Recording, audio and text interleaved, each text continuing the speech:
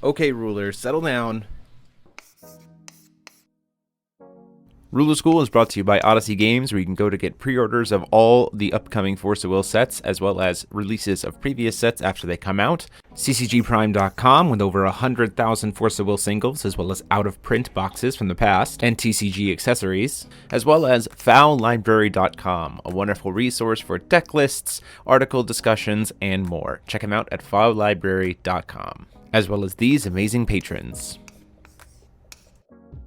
Special thanks to guest lecturer patrons Shukong Fu, Vite Ramen, and Maxime Van He. Thank you for your support. Class is in session. Hey there, everyone. Welcome back to the Tournament Report with yours truly, Paul Reissmann.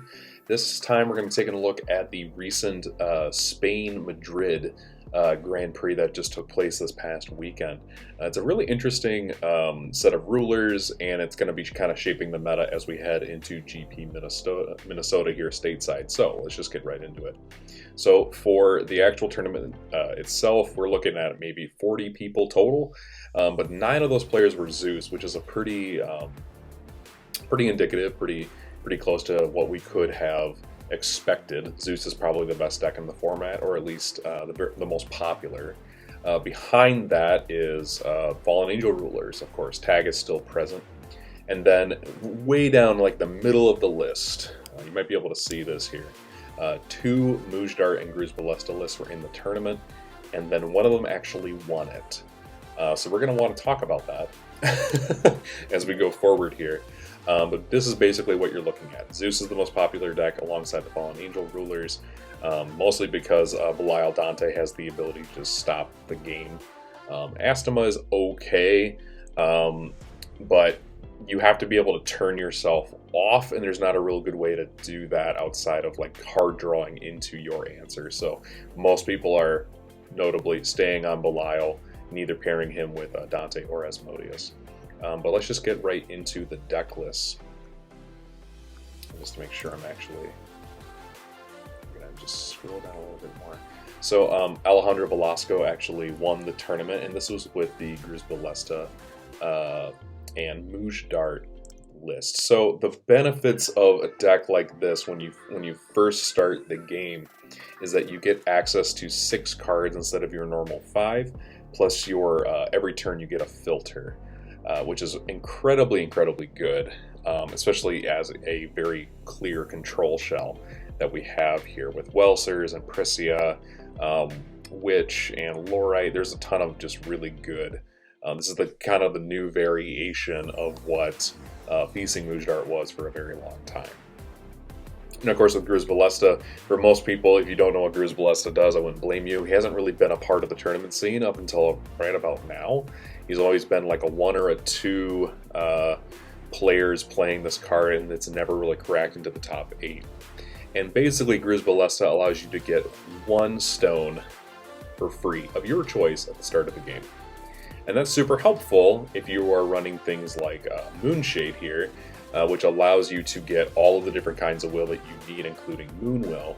And then you have the Moonlight Stone, which copies all of the different attributes of stones that you have access to. So if you get 1 Moonshade and go right into a Moonlight Stone, you essentially have 2 Omni Stones on the first 2 turns of the game, which is really helpful. So what you can see here is it's not super complicated to see like what's going on with this list. You have a win condition in Ayu, just being able to swing in and deal a crap ton of damage. Most of your stones, except for 1, taps for white, which is super helpful. And in the meantime, you are just stopping Zeus by playing things like Lorite, playing things like Witch of the Fallen Kingdom, things like Welser to put things back in their opponent's hand, and Fair's Spell. And it's just a very hard control package alongside 4 number 13s and the Brad that can, bring them back to your hand. So this deck is really just here to take advantage of just the fact that Zeus needs their effects to go off and to resolve. And this deck is saying, well, I'm going to find all of my answers before you can, because I have 6 cards compared to your 5. So I can mulligan 12 cards. I can see 12 cards in the first opening hand as opposed to merely 10, potentially. So the deck, still really good. This control shell is really strong. What's also really notable here is that you have Guardian Dragon of the Kingdom alongside Prisia. That is a really good combination, just to be able to bring out a bunch of stones. Guardian Dragon of the Kingdom is very big at some point, and then you can just bring it back with March of the Dead, or bring out another one with another copy of Prisia. So there's a lot of really good stuff here, and I think the Freyla tech is just kind of funny. It's just something that we've never seen. And the other card that we need to talk about, of course, is Origin of the Seven Lands, being able to dip into your Dry Wings or any of the other stuff that you have in your sideboard package to just give you free mana and to open some things up. So that's always really great to see. This is basically just taking the best cards of the format, throwing them into a deck, controlling the format, and then winning the entire thing. That's a really good conversion rate. That's 50% conversion rate into the top 8. So congratulations to Alejandro Velasco for winning this tournament. Next up, we got your basic Zeus shell from Ivan. Ivan is playing your 12 Olympians, your 4 Zeus Enters of the Game of Gods, your Zeus spells, and then some essences, and then some basic techs. Which none of them are too crazy to look at. Probably the most notable one is Ayu, maybe Intimidation and Lumia, and that's about it. Nothing else is like too crazy. This is a pretty standard Zeus shell. If you're looking to just copy a Zeus deck, this is pretty much it. It kind of just builds itself, but depending on what you're choosing and what you're picking, it can make a big difference in how you play the deck, just like most singleton decks. Of course, Rogue Spectator, Dry Wing in the sideboard here. The Virgilius on the side is really interesting as well. The new Virgilius, not the old one that's banned now. That's really, really interesting. What's not present here is Horn of the Sacred Beast, which I thought would be more present in this list, but it's not. Next up we have Hamelin Antoine. This is pretty much the exact same thing. I mean, again, Antoine's actually, Hamelin's actually playing Horn of the Sacred Beast in the main deck here. But he's also playing a couple of other things that are just sort of his own tech, like the Feeth Sing, the Black Leaf to get rid of opposing Black Witches, things like that. So for the most part, this is all pretty common and pretty much the same. Nothing too crazy here. The sideboard package is always going to look a little bit different. He is playing one Necronomicon barrier, and I'm not sure how well that worked out for him. Necronomicon barrier, in my opinion, is kind of a hit or a miss. If your opponent's playing a bunch of 12 Olympians without ordering them, it can potentially be very strong. But until then, it's going to be just kind of like in your hand and waiting to be used. And outside of that, I don't know if it's that amazing, which is probably why he placed it in the sideboard. But at the end of the day, he played well enough to get into 3rd place, so congratulations. Next up, we have Javier Menendez, excuse me, I'm terrible at this. This is the other route to go with the 12 Olympians, right? You have Belial Asmodeus, which means you get access to things like Asmodeus's God's Art, as well as a Belial I Can't Lose the Game switch. The other advantage of using Belial is you get access to Prideful Ghoul, but he is not using them for that, which is interesting to say the least.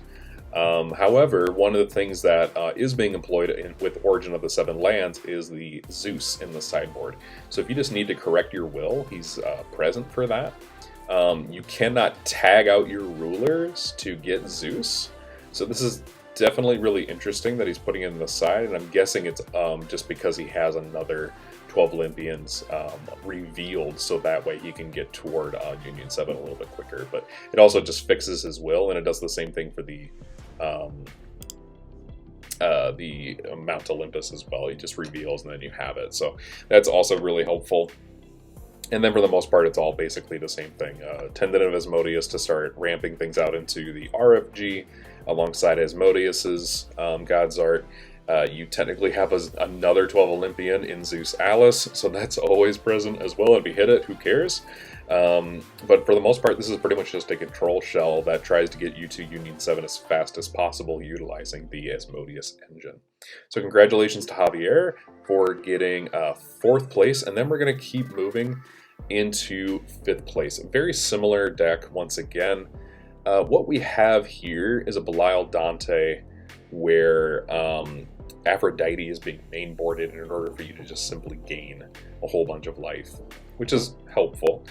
What's interesting in this list again is we're not seeing Prideful rule, but we are seeing Horn of the Sacred Beast alongside Setting the Stage for Providence, Whispers from the Abyss, Final Battle, and then of course Inferno to just set your life to your opponent so you don't just lose the game.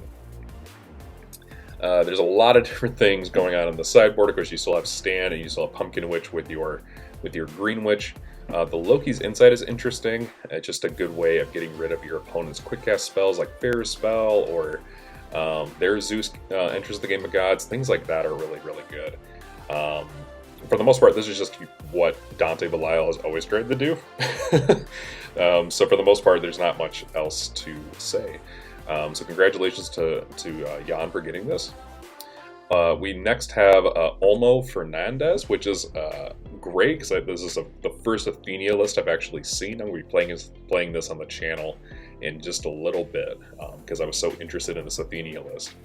This is a very basic green-black control deck using Athenia's ability to remove things from the graveyard with Tree of Decay, and then putting them back into the graveyard with Tree of Growth, and then just doing that to gain life and minus your opponent's life.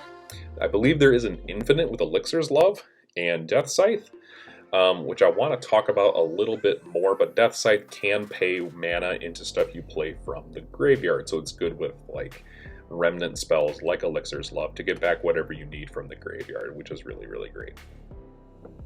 Other than that, I want to talk about this deck a little bit more once I've played it, because to me, outside of the Grizzballista Mujdar deck, which I hear Jeremy is going to be playing on the channel a little bit later, this is probably the most interesting deck I've seen in this top 8, because we haven't really seen Athenia do much, and who knows, maybe she's a dark horse pick as we go into this.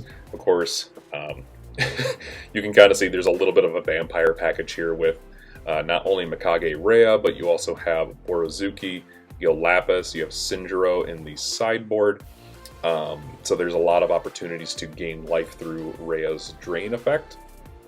And then you also have things like 4 Black Witch and 4 Lorite, which is basically, I would say, pretty standard if you're going into these colors to play those cards, because then you're, basically going into the Zeus matchup with guns blazing. So this deck is really interesting to me. I want to talk about it more, but I don't want to ruin the deck profile in the future.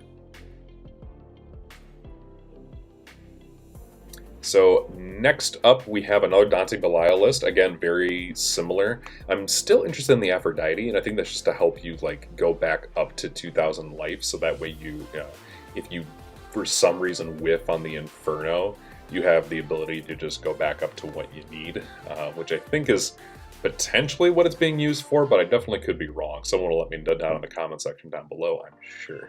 But this is, again, pretty standard, almost exactly card for card the list that we saw last time. So congratulations. And then last, which is so interesting that we finally see Shiva in the hands of Carlos Calabuig. I'm definitely saying that wrong, and I apologize for sure for just how bad I'm butchering that. Welcome to YouTube memes. But Shiva is here. What you're going to notice is, of course, if you're playing Shiva, the reason you're playing Shiva is because of her support in Rigveda. Rigveda is probably, with Shiva, becomes one of the best cards in the game, if not the best card in the game.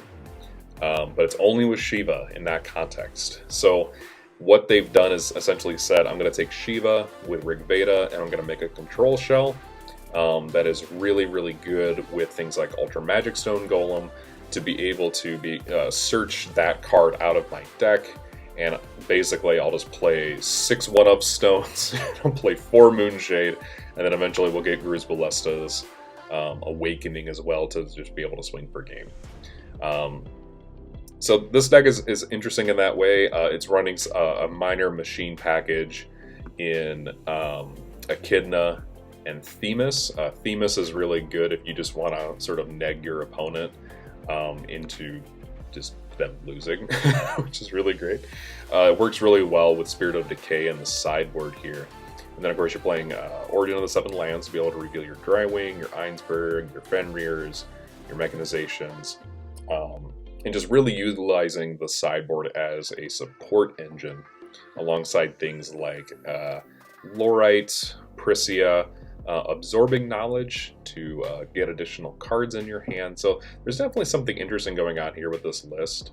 And the fact that it got into the top 8 says that it could have been just Pilot doing really well with this and people not knowing what to do against Shiva. But the fact that Rigveda exists kind of put Shiva, alongside her other support that wasn't super good. Rigveda kind of pulled Shiva into potential contention just because the format's slowing down and it just being so powerful. So congratulations to Carlos for getting 8th place. And then after that, they had the side deck event breakdown, which is, very chill.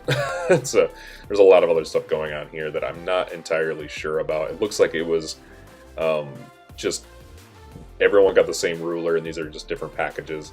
I'm not going to worry about those, actually, unless you really want me to do a video on the side event. It looks like you were basically just drafting or bringing something in. And the only thing you had was the base ruler for drafting and such. And I don't know. I don't know if you guys are interested in that. It looks like they were playing with a wide variety of cards. They had the whole card pool open to them, but they had to use your basic ruler. So I don't know how interested you are in that, but there it is. So with all that being said, guys, let me know what your favorite deck is down in the comment section down below. What are you excited about in Minnesota coming up? Minnesota is going to be really interesting because it's our first format with Zeus and some other things coming out here in the States. Usually the States and Europe play a little bit differently, so this is kind of like a meager window into what we can expect in just a couple of weeks. Anyway, guys, this has been Paul. Let me know what you think down in the comment section down below. I'll be there waiting for you. Hit subscribe, ring that bell, hit that like button, and until next time, this has been Paul, signing off.